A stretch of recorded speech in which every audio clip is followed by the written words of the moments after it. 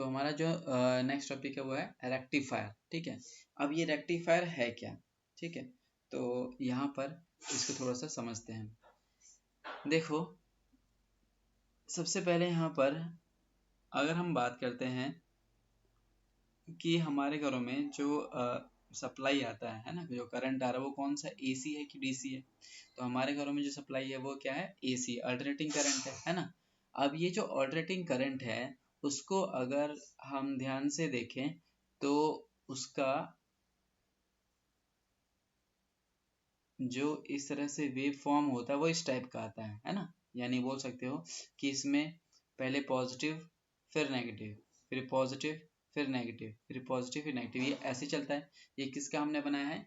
ये हमने AC current का ग्राफ बना रखा है। ठीक है, यानी यहाँ पे बोल सकते हैं पॉजिटिव करंट नेगेटिव करंट, या positive potential negative potential, positive potential negative potential, ये बोल रहे हैं।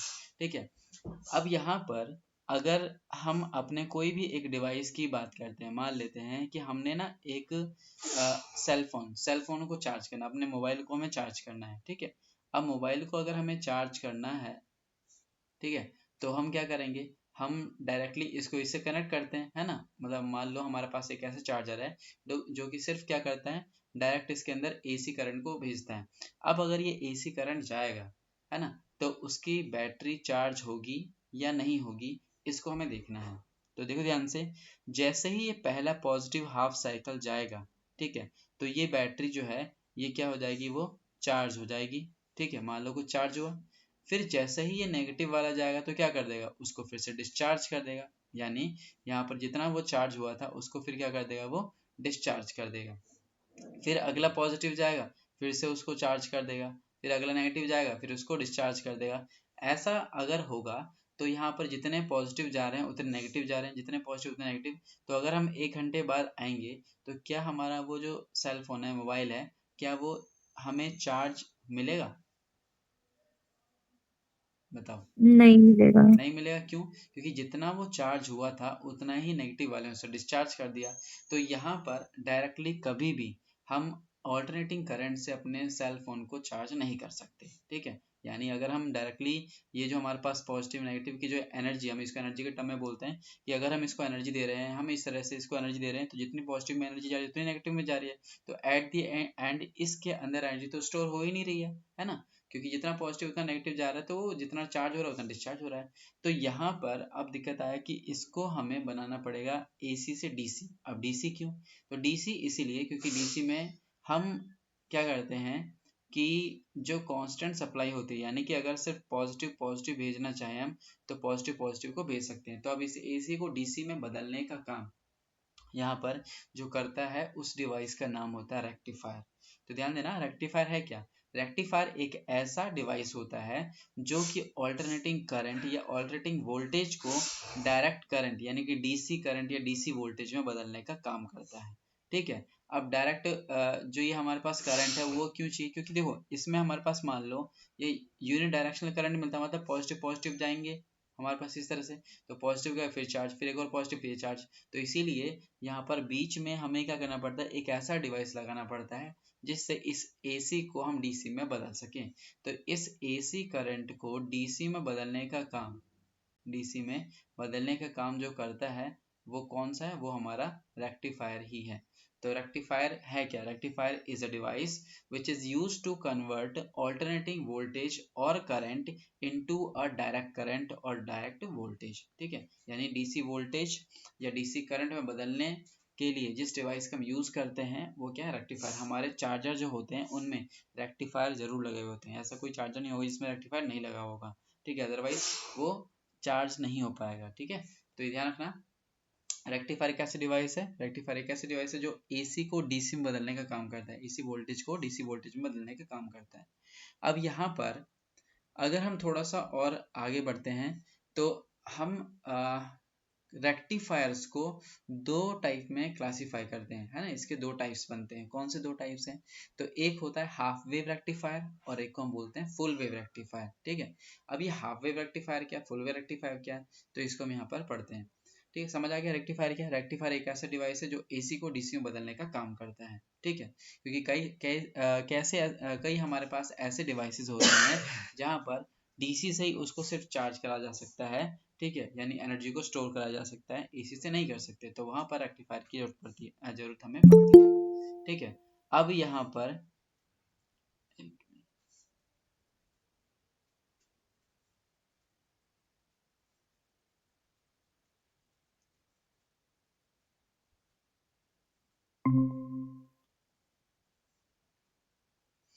तो अब यहाँ पर हम सबसे पहले क्या करेंगे, हम हाफ वेव रेक्टिफायर को पढ़ेंगे, उसके बाद हम फुल वेव रेक्टिफायर को पढ़ेंगे, ठीक है। एग्जाम में तुम्हारे पास इनके ऊपर क्वेश्चन मैक्सिमम टाइम आया हुआ है, ठीक है, तो ये ध्यान रखना, इंपॉर्टेंट भी है और आसान भी है, ठीक है। तो देखो, सबसे पहले हम हाफ वेव रेक्टिफायर की बात करते हैं। हाफ वेव रेक्टिफायर जो है, ये हम यहाँ पर मतलब कैसे बनाते हैं, किस तरह का बनाते हैं, तो जरा इसको समझते हैं, ठीक है। सबसे पहले यहाँ पर मैं एक इधर ही एक रफ डायग्राम बनाया था पहले समझने के।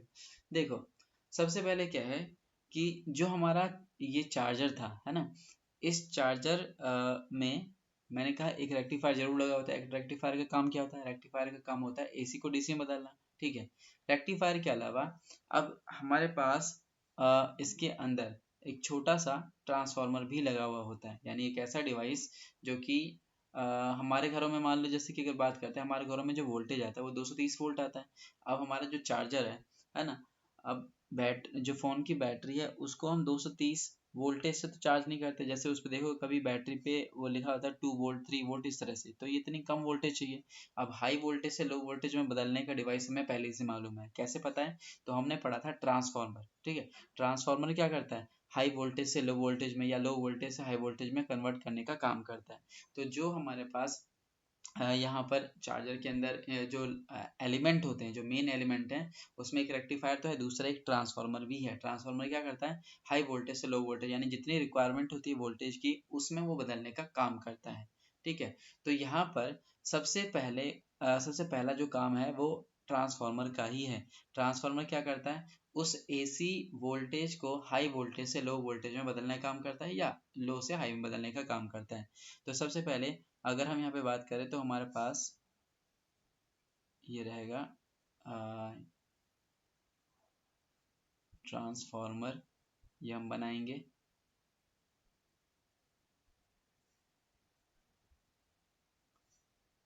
ठीक है। और ये हमारा प्राइमरी कॉइल है, और यहाँ पर हम एक एसी सोर्स देते हैं। एसी का सिंबल इस तरह का होता है, तो ये हमारा एसी सोर्स है, एसी सप्लाई है। और यहाँ पर हम ट्रांसफार्मर ले रहे हैं, तो ट्रांसफार्मर के लिए हम इस तरह से सिंबल बना रहे हैं,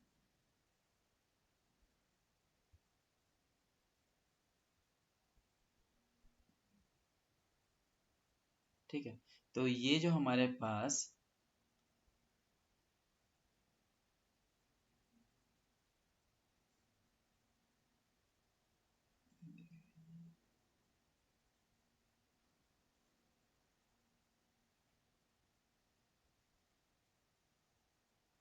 ये जो इतना पोर्शन है, ये हमारा ट्रांसफार्मर का है, ठीक है।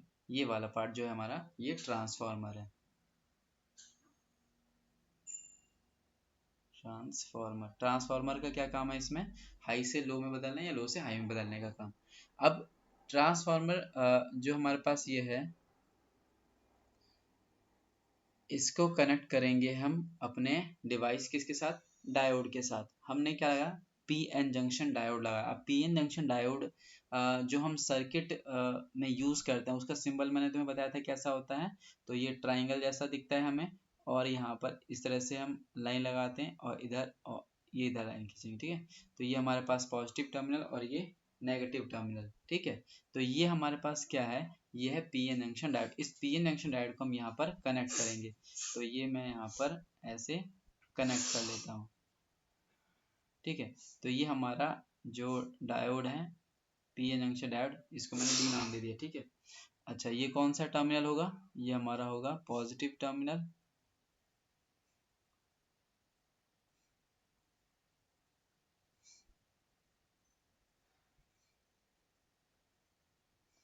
ठीक है, ये हमारा पॉजिटिव टर्मिनल है। अच्छा, और यहाँ से ये हमारा एक्सटर्नल लोड, ये हमने बनाया एक्सटर्नल लोड का हम ये इस तरह से आउटपुट निकाल लेते हैं। तो ये हमारे पास क्या है, आउटपुट, और इधर ये क्या दिया हमने, इनपुट। ठीक है, इनपुट क्या है हमारे पास, एसी सोर्स है। तो इनपुट में हमने दिया है एसी सोर्स और आउटपुट में ये रेजिस्टेंस है, तो इसको हम आर एल बोल सकते हैं।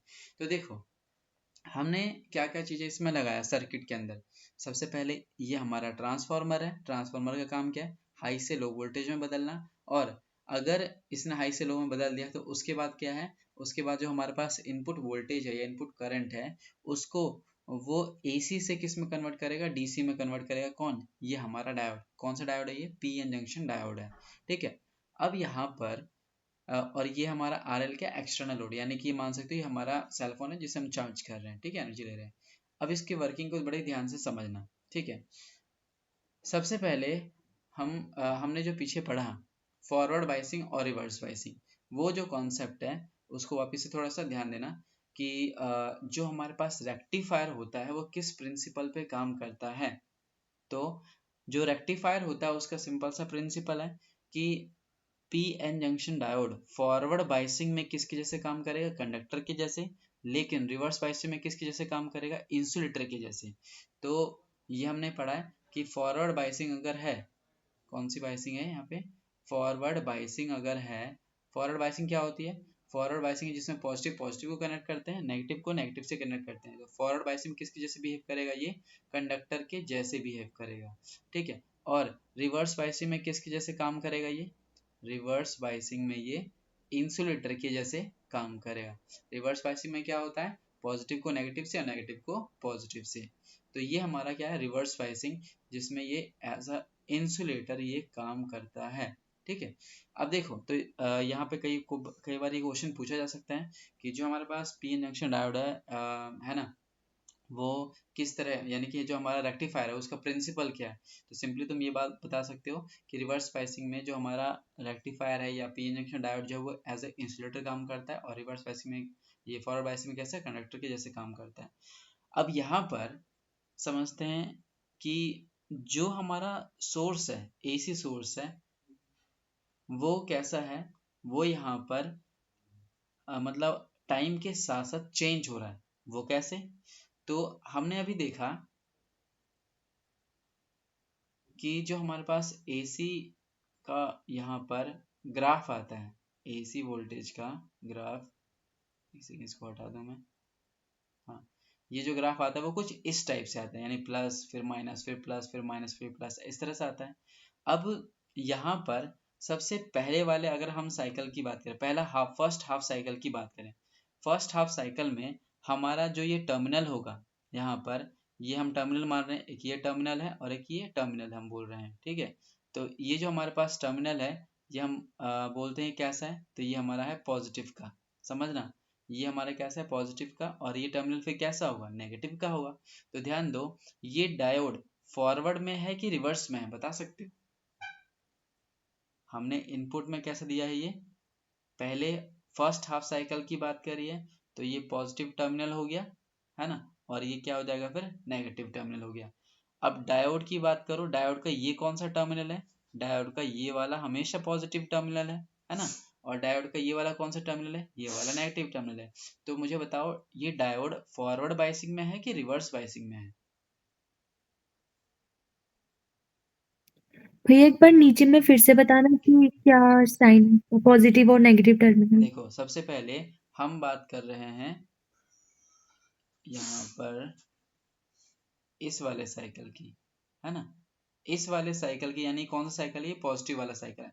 पॉजिटिव वाला साइकिल कहने का मतलब है यहाँ पर कि यहाँ पर ये जो टर्मिनल, यहाँ पे टर्मिनल्स नाम देते हैं, ये ट्रांसफार्मर का जो मैंने बना रखा है ना, तो ये वाला हमारा पॉजिटिव टर्मिनल है ना, और ये टर्मिनल कैसा हो जाएगा फिर, नेगेटिव टर्मिनल हो जाएगा। अब ये पॉजिटिव टर्मिनल है, डायोड का भी ये पॉजिटिव टर्मिनल है, तो पॉजिटिव किससे कनेक्ट है, पॉजिटिव से कनेक्ट है। और जो डायोड का ये वाला है टर्मिनल, वो नेगेटिव किससे कनेक्ट हुआ, फिर नेगेटिव से कनेक्ट हुआ। तो ये हमारा डायोड जो है ये फॉरवर्ड बाइसिंग में है कि रिवर्स बाइसिंग में है। ये फॉरवर्ड बाइसिंग मोड है। हाँ, फॉरवर्ड बायसिंग समझ आ गए, क्योंकि यहाँ पर पॉजिटिव पॉजिटिव से कनेक्ट हो रहा है, तो ये फॉरवर्ड बायसिंग में है। अगर ये फॉरवर्ड बायसिंग में है तो इसका मतलब ये है कि पहले वाले हाफ साइकिल से हमें आउटपुट मिलेगा, यानी हमारा जो मोबाइल है वो चार्ज होगा। ठीक है, तो यहाँ पर ये चार्ज हो गया और इसका हमें ये आउटपुट मिला, तो ये हमने आउटपुट का ग्राफ बनाया। ये हमारा क्या है, ये इनपुट का है।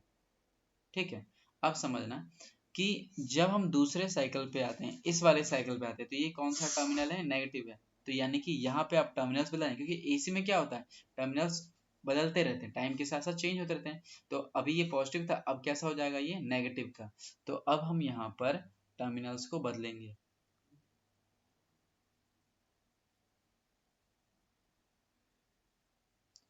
तो यहाँ पर अब देखो, अब यहाँ पर टर्मिनल ये वाला ट्रांसफार्मर का ये हो जाएगा नेगेटिव, तो ये वाला क्या हो जाएगा, पॉजिटिव।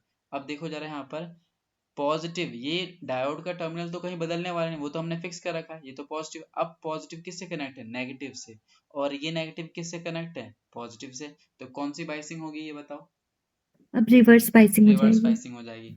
और रिवर्स बाइसिंग में जो हमारा पीएन जंक्शन डायोड है वो किसके जैसे काम करता है, इंसुलेटर के जैसे काम करता है।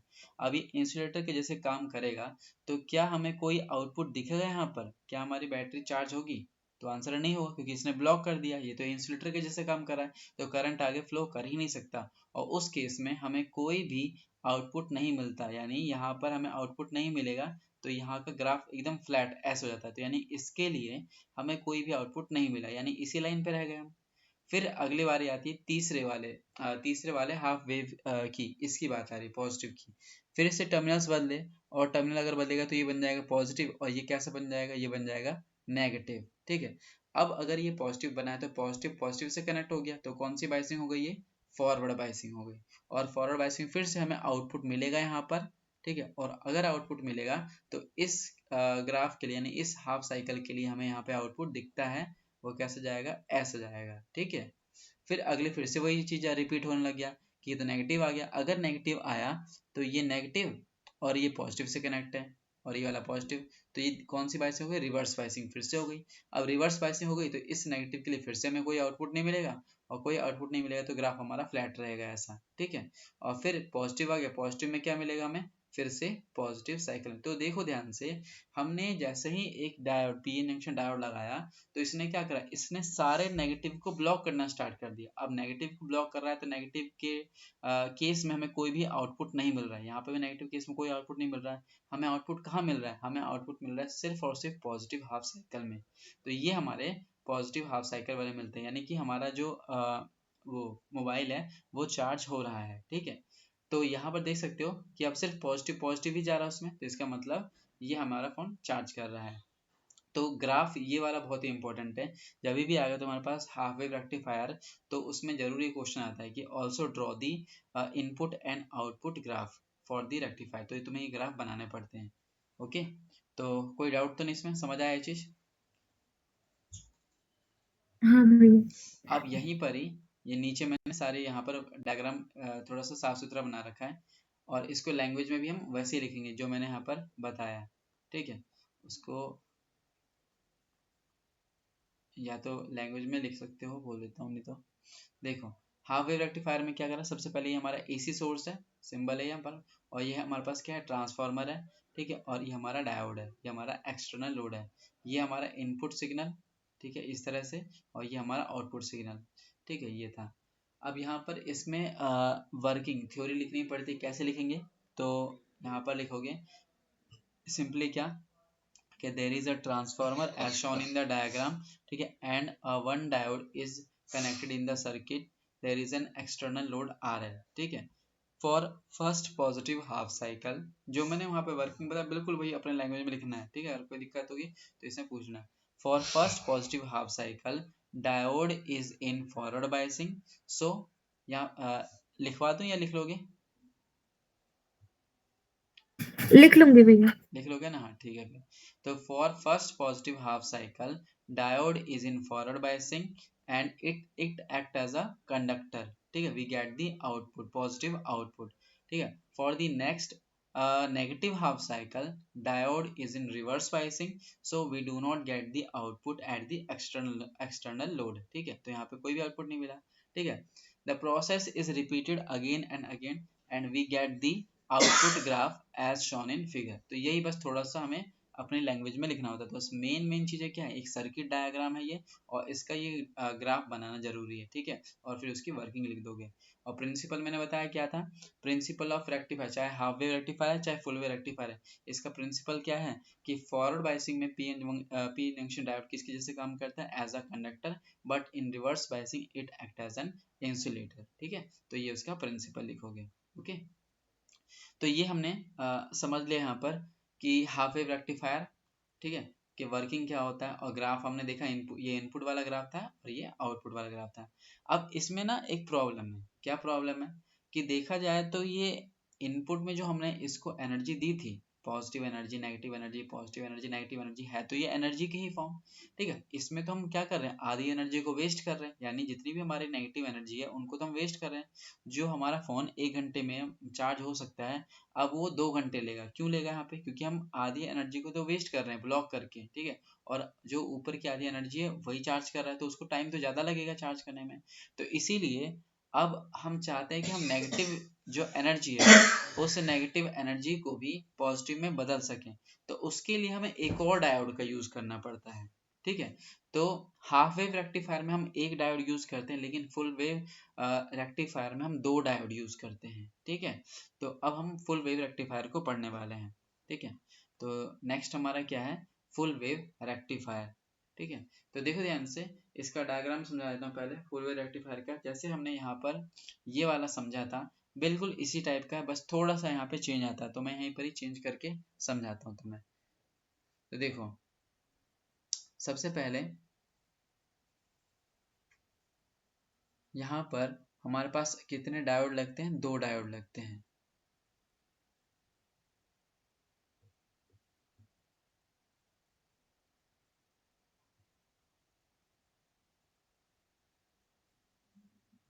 एक डायोड यहाँ पे लगा है, इसको हम डायोड D1 नाम दे देंगे, और इसको हम डायोड D2 नाम दे देते हैं। सॉरी, मैं समझ गया,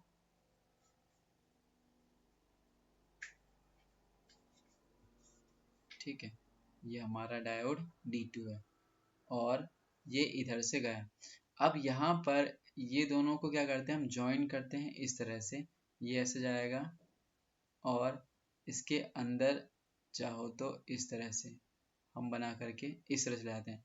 अब जो हमारा एक्सटर्नल लोड है उसको मैंने अंदर ही इस तरह से बना दिया, यानी कि हमारा जो RL एक्सटर्नल लोड वो यहाँ पे बनाया है। तो जरा ध्यान देना, ये जो हमने एक्सटर्नल लोड लिया है इसको हमने इस ट्रांसफार्मर के सेंटर से ही ज्वाइन कर दिया है।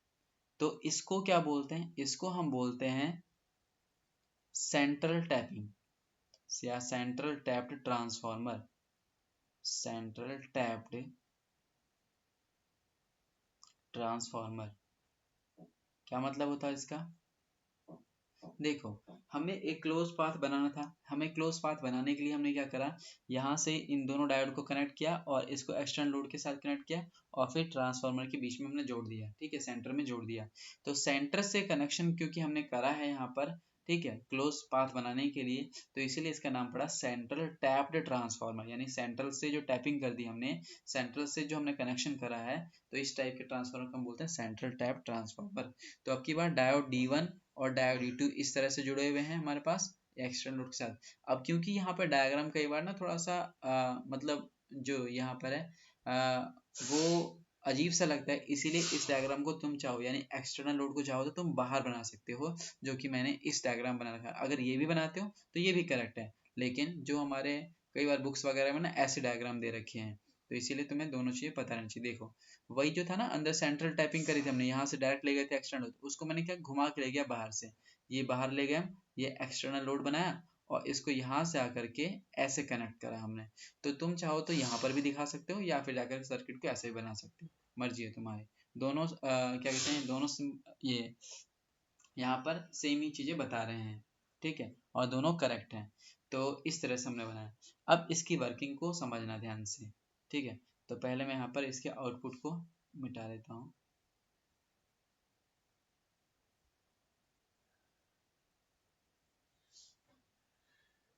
देखो, इनपुट तो हमारा वही रहेगा, है ना, AC जो सोर्स है हमारे पास वही रहने वाला है। आउटपुट में क्या चेंज आएंगे उसको हम यहाँ पर नोटिस करने वाले हैं। आर्यन समझ आ रहा है ना?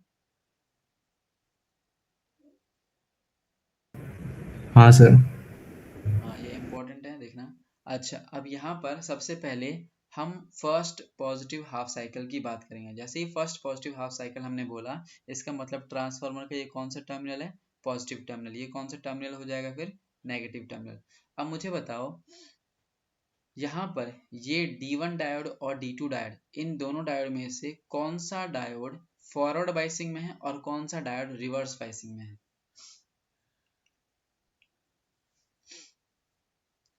बताओ, कौन सा डायोड फॉरवर्ड बाइसिंग में है और कौन सा डायोड रिवर्स बाइसिंग में, या दोनों ही दोनों फॉरवर्ड बाइसिंग में, या दोनों रिवर्स में? नहीं, जो D1 है वो फॉरवर्ड में है और जो D2 है वो रिवर्स में है। हाँ बिल्कुल, क्योंकि यहाँ पर ये वाला पॉजिटिव टर्मिनल हुआ है ना, और ये नेगेटिव है। तो हमने देखा कि ये पॉजिटिव पॉजिटिव से कनेक्ट है तो ये फॉरवर्ड बाइसिंग है, और ये नेगेटिव पॉजिटिव से कनेक्ट है तो ये रिवर्स बाइसिंग। यानी ये काम करेगा एज अ इंसुलेटर और ये काम करेगा एज अ कंडक्टर, और कंडक्टर करंट को अलाउ करता है। तो इसका मतलब ट्रांसफार्मर से करंट ऐसे आएगा, ऐसे आएगा, इस तरह से आया, इस तरह से आया, और कहाँ से पास होगा फिर? एक्सटर्नल लोड से। यानी वो हमारे सेल फोन को चार्ज करेगा, और चार्ज करने के बाद फिर वो यहाँ पे सेंट्रल टैपिंग के थ्रू पूरा कंप्लीट क्लोज पाथ बनाता है। अब इधर से कोई करंट जा नहीं सकता तो यहाँ पे ब्लॉक कर दिया उसने, ठीक है। तो हमारा क्लोज पाथ तो अभी भी पूरा हो रहा है कि यहाँ से करंट आया, ऐसे घूम करके सर्किट में जा रहा है। तो इसका मतलब पहला पॉजिटिव हाफ साइकिल हमें आउटपुट देगा, और देगा कैसे? वो पॉजिटिव का आउटपुट। तो ये हमें पहला पॉजिटिव का आउटपुट मिला। अब हम बात करते हैं कि फर्स्ट नेगेटिव हाफ साइकिल में क्या होगा। फर्स्ट नेगेटिव हाफ साइकिल में क्या होगा? टर्मिनल्स बदलेंगे। अब टर्मिनल ये वाला कैसा हो जाएगा? ये हो जाएगा नेगेटिव का, और ये कैसा हो जाएगा? पॉजिटिव का। अब बताओ कौन सा फॉरवर्ड है, कौन सा रिवर्स है? अपोजिट हो जाएगा इस बार। हाँ, अब डायोड D1 क्या है कि नेगेटिव पॉजिटिव से कनेक्ट है तो ये रिवर्स बाइसिंग हो गई, और ये हो गया फॉरवर्ड बाइसिंग। यानी करंट अब ऐसे जाने वाला है, इधर से नहीं जा सकता, ठीक है। तो यहाँ पर अब करंट ऐसे गया, ऐसे गया, इस तरह से, और इधर जाने के बाद कहाँ से पास होगा? एक्सटर्नल लोड से। यानी एक्सटर्नल लोड यानी कि हमारे फोन को चार्ज करेगा और फिर से सेंट्रल टैपिंग के थ्रू क्लोज पाथ बनाएगा, यहाँ से कोई करंट नहीं जा सकता। तो इसका मतलब इस नेगेटिव हाफ से भी हमें अब क्या मिलने वाला है? हमें आउटपुट मिलने वाला है, ठीक है। तो यहाँ से भी हमें क्या मिला? पॉजिटिव का आउटपुट मिला। फिर सेम वही रिपीटेशन स्टार्ट हो गया कि पॉजिटिव हाफ साइकिल आया तो ये पॉजिटिव का हो जाएगा, और ये कैसा हो जाएगा? नेगेटिव का हो जाएगा। तो ये पॉजिटिव पॉजिटिव थे फॉरवर्ड बाइस, यानी करंट ऐसे जाएगा और एक्सटर्नल लोड से हमें मिलेगा फिर, और क्लोज पाथ। फिर अगले नेगेटिव से भी यही मिलेगा। तो इसका मतलब ये जो प्रोसेस है ये रिपीट होता चला जाएगा, और अब की बार हमें पॉजिटिव और नेगेटिव सभी साइकिल से आउटपुट मिलने वाले हैं। और कैसा आउटपुट मिलेगा? पॉजिटिव का आउटपुट मिलेगा। तो यहाँ पर क्या होता है कि आउटपुट वाला ग्राफ इस तरह से हमें दिखता है। तो फुल वेव में क्या होता है कि पॉजिटिव नेगेटिव दोनों मिलकर के हमें यहाँ पर आउटपुट देते हैं, लेकिन हाफ वेव में क्या था कि हमें यहाँ पर हाफ आउटपुट ही मिल रहा था, नेगेटिव वाले सभी को ब्लॉक कर रहा था। तो ये हमारा ग्राफ किस में है? ये फुल वेव रेक्टिफायर में है, ठीक है। तो इसमें काफ़ी चीज़ें यहाँ पर जो था प्रिंसिपल वगैरह वही सेम है, वर्किंग तुम यहाँ पर इस तरह से फिर लिख सकते हो। तो देखो यहाँ पे फुल वेव रेक्टिफायर का हमारे पास इस तरह का क्या है? ग्राफ है, ठीक है। और यहाँ पर ये सर्किट डायग्राम तुम वो वाला भी बना सकते हो, ये भी बना सकते हो, मर्जी है। तो इसको कैसे लिखोगे लैंग्वेज में इसकी? कि देर इज अ ट्रांसफार्मर, ठीक है, which is connected to two diodes D1 and D2 and there is external load RL, ठीक है। When for the first positive half cycle diode D1 is forward biasing, ठीक है, and it gives the positive output, ठीक है। And diode D2 is in reverse biasing for the first positive half cycle, ठीक है। So it will block the voltage, negative voltage, ठीक है।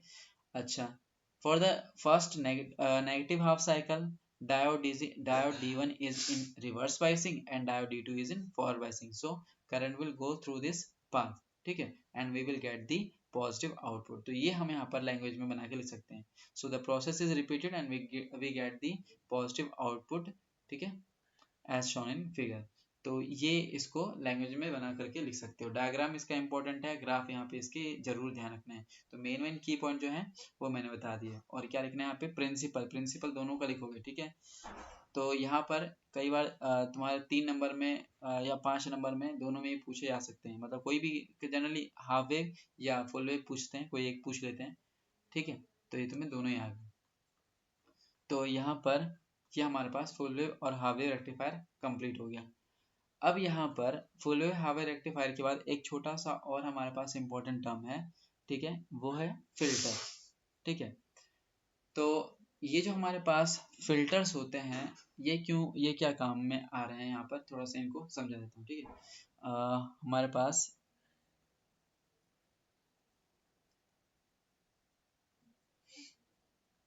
यहाँ पर अगर ध्यान दोगे तो जो हमें आउटपुट मिल रहा है ना, मतलब यहाँ पर जो हमें आउटपुट मिल रहा है रेक्टिफायर से, वो सारे के सारे आउटपुट कैसे हैं, ये सारे के सारे आउटपुट एक यूनि डायरेक्शनल होते हैं। क्या बोलते हैं, हम इसके लिए एक वर्ड यूज करते हैं, यूनि डायरेक्शनल।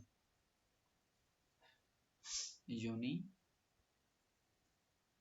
डायरेक्शनल, तो यहाँ पर हमें यूनि डायरेक्शनल वोल्टेज या यूनि डायरेक्शनल करंट हमें मिल रहा है। यूनि डायरेक्शनल का मतलब एक ही डायरेक्शन में रहना है, यानी पॉजिटिव पॉजिटिव पॉजिटिव। इसको हम बोलते हैं बाई डायरेक्शनल। क्या बोलते हैं इसको हम, बाई डायरेक्शनल। बाई डायरेक्शनल क्यों, क्योंकि अपने डायरेक्शन को चेंज कर रहा है, कभी पॉजिटिव कभी नेगेटिव, कभी पॉजिटिव कभी नेगेटिव। तो इसके लिए एक वर्ड यूज करते हैं बाई डायरेक्शनल, है ना, और इसके लिए यूज करेंगे हम यूनि डायरेक्शनल। ठीक है, यूनि डायरेक्शनल। अब ये जो यूनि डायरेक्शनल वोल्टेज हमें मिल रहा है, मिल तो हमें पॉजिटिव का रहा है, लेकिन इसमें भी वेरिएशन है। वेरिएशन कहने का क्या मतलब है, वेरिएशन कहने का मतलब है कि यहाँ पर अगर देखोगे वोल्टेज को, तो यहाँ पे हमें टू वोल्टेज मिला, मतलब यहाँ पे इसको मेजर करेंगे, यहाँ पर हमें क्या वोल्टेज मिला, 3 वोल्टेज मिला। यहाँ पर हमें 4 वोल्टेज, 5, 6, 7, 8, 9 और यहाँ पे 10। फिर 10 के बाद क्या हुआ, 10 के बाद फिर से 9 हो गया, फिर से 8 हुआ, 7, 6, 5, 4, 3, 2, 1 ऐसा आ गया। फिर क्या हुआ यहाँ पे, फिर से 1, 2, 3, 4, 5, 6, 7, 8, 9, 10, 10, 9, 8। ये यहाँ पर वोल्टेज की वैल्यू वेरी कर रही है। वेरी करने का मतलब कम ज्यादा, नेगेटिव तो नहीं जा रही है, लेकिन कम ज्यादा हो रही है। अब यहाँ पर मुझे ना कांस्टेंट वोल्टेज चाहिए। मुझे चाहिए, मान लो कि जो मुझे अपने मतलब जो फोन को चार्ज करना, उसके लिए हमें सिर्फ और सिर्फ कितना चाहिए, 10 वोल्ट चाहिए, या 8 वोल्ट चाहिए, या 5 वोल्ट चाहिए, 2 वोल्ट चाहिए। ठीक है, इस तरह चाहिए। तो इस सभी वोल्टेज को यूनिफॉर्म बनाने के लिए हम क्या करते हैं, हम लगाते हैं फिल्टर। फिल्टर है क्या, फिल्टर यानी फिल्टर बेसिकली है, जैसे हमारे जैसे हम बोलते हैं ना, फिल्टर फिल्टर क्या हो, छानना, मतलब यानी कि जो चीज़ हमें चाहिए सिर्फ वही हमें मिले, है ना। जैसे चाय, अब यहाँ पर क्या है कि हमारे पास सिर्फ 10 वोल्टेज ही पास हो, है ना, बाकी वोल्टेज पास ना हो, वो हम चाहते हैं। या सिर्फ मैं चाहता हूँ कि 2 वोल्ट ही पास हो, बाकी वोल्टेज पास ना हो। तो ये जो हमारे पास वेरी कर रहे हैं वोल्टेज, इन सभी वोल्टेज में हमारे पास ऐसे भी वोल्टेज जो 2 वोल्ट के हैं, ऐसे वोल्टेज जो 5 के हैं, ऐसे भी जो 10 के हैं। लेकिन इनमें से कोई पर्टिकुलर वोल्टेज ही हमें चाहिए जिससे हम अपने फ़ोन को चार्ज कर सकें। तो उस चार्जर के अंदर एक और एलिमेंट होता है जिसको हम बोलते हैं फिल्टर। अब फिल्टर है क्या, फिल्टर जस्ट कुछ नहीं, वो एक कैपेसिटर ही होता है। हमने पढ़ा है कैपेसिटर। कैपेसिटर क्या करता है, उसके पास एनर्जी को, उसके पास चार्ज को स्टोर करने की एबिलिटी होती है। तो जो हमारा चार्जर होता है, उसके अंदर हमें मेन कौन से कंपोनेंट मिले, सबसे पहले हमें उसके अंदर मिलता है रेक्टिफायर। रेक्टिफायर का काम क्या हुआ, एसी को डीसी में बदलना। दूसरा हमने बोला ट्रांसफार्मर। ट्रांसफार्मर क्या करता है, हाई वोल्टेज से लो वोल्टेज बदलने या लो से हाई में बदलने का काम करता है। तीसरा एलिमेंट लगा हुआ होता है फिल्टर। फिल्टर क्या होता है, जस्ट कैपेसिटर। कैपेसिटर का को ही हम यहाँ पर फिल्टर बोल रहे होते हैं, क्योंकि कैपेसिटर जब रेक्टिफायर के साथ इस तरह से कनेक्टेड होता है तो उसको नाम देते हैं हम फिल्टर। कैपेसिटर का काम क्या है, यहाँ पर एनर्जी को यूनिफॉर्म बनाना, स्टोर करना। ठीक है, जिसकी हेल्प से हम यहाँ पे एक पर्टिकुलर वोल्टेज वगैरह बनाते हैं। वो कैसे बनाते हैं, तो जरा ध्यान देना। मैंने यहाँ पर बताया था, एक बार याद होगा तुम्हें, जो हमारे घरों में एसी आता है वो कम ज़्यादा तो होते रहता है, लेकिन अगर हमें कांस्टेंट सप्लाई चाहिए तो हम क्या करते हैं, वहाँ पर एक कैपेसिटर लगाते हैं। कैपेसिटर क्या करता है, कैपेसिटर उसको स्टोर कर लेता है, स्टोर करके कांस्टेंट सप्लाई भेजने का काम करता है। तो यहाँ पर भी हम वही करते हैं, ये जो वेरिएशन आ रहे हैं, इस वेरिएशन को रोकने के लिए हम लगाते हैं कैपेसिटर। कैपेसिटर क्या करेगा, इन एनर्जीज को स्टोर करके तब कंटिन्यूस वे में उसको भेजता है। अब इसका सर्किट डायग्राम कैसा होता है, ठीक है, तो यहाँ पर सर्किट डायग्राम जो है हमारे पास, वो कुछ इस तरह से दिखता है। देखो, रेक्टिफायर जो है हमारे पास, उस रेक्टिफायर को ये पूरा बनाने की जगह हमने सीधे ब्लॉक में बना रखा है। ये हमारे पास क्या है, ये ब्लॉक डायग्राम है किसका, रेक्टिफायर का। और यहाँ से हमने जो सप्लाई दिया है वो हमारे क्या है, एसी सप्लाई है। ठीक है, और ये क्या है, रेक्टिफायर। इस रेक्टिफायर के साथ हम लगाते हैं यहाँ पर पैरेलल में कैपेसिटर। ये क्या है हमारा कैपेसिटर, और कैपेसिटर के बाद हम लगाते हैं एक्सटर्नल लोड। क्या करेगा कैपेसिटर, जो भी एनर्जी आ रही है उसको स्टोर करेगा, स्टोर करने के बाद वो पर्टिकुलर एनर्जी को भेजता है। मतलब यहाँ पे मान लो मैंने कहा 5 वोल्ट चाहिए हमें, तो उनमें से क्या करेगा, सिर्फ 5 वोल्ट को ही ये भेजने का काम करेगा। यानी जो वहां पे ग्राफ बन रहा था हमारा इस तरह से ऊपर नीचे ऊपर नीचे, तो इसको अगर हम देखते हैं तो ये कुछ ग्राफ जाता है इस तरह से। कैपेसिटर लगाने के बाद ये हमारा वोल्टेज यूनिफॉर्म हो जाता है, इस तरह से देख सकते हो ऐसे। तो ये क्या हुआ, ये कांस्टेंट हो गया हमारे पास, यानी यहाँ पर सिर्फ हमें क्या मिलेगा, हमें सिर्फ 10 वोल्ट का ही मिलता है।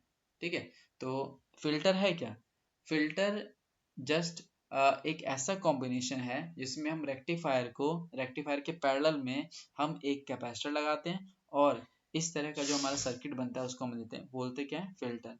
तो फिल्टर्स को कैसे हम बताएंगे, तो यहाँ पे देखो जरा, the unidirectional pulsating voltage. Uni direction मतलब एक डायरेक्शन में चलने वाले जो वोल्टेज थे, तो इसको बोलते हैं यूनि डायरेक्शन। पल्सेटिंग मतलब पल्स की फॉर्म में जा रहे थे, ठीक है।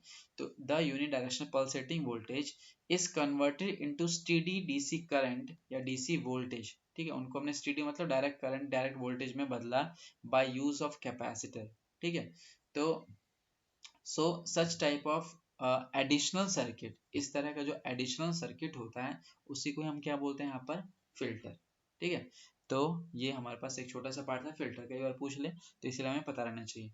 तो जैसे हमने फिल्टर लगाया तो उसका ग्राफ कैसा हो गया, अब देखो इस तरह से कांस्टेंट हो गया, ये इस तरह से वेरी नहीं कर रहा, अब सीधे सीधे ऐसे जा रहा है। तो फिल्टर लगाने का काम होता है कि हमें एक कांस्टेंट वोल्टेज हम मिलता है इससे, ठीक है। तो कोई डाउट तो नहीं, half wave rectifier full wave rectifier इनमें और फिल्टर में, नो भैया। ठीक है। अब थोड़े से न्यूमेरिकल वगैरह हमें क्या कहते हैं, वो करने हैं। तो न्यूमेरिकल वगैरह नेक्स्ट क्लास में कराऊंगा मैं, और ये भी हमारा कंप्लीट ही हो गया न्यूमेरिकल वगैरह का। न्यूक्लियर के टेस्ट भी रह रहा है, न्यूक्लियर के टेस्ट कब दोगे बताओ। आज कौन सा दिन है, थर्सडे फ्राइडे, परसों ही दे दो नहीं तो।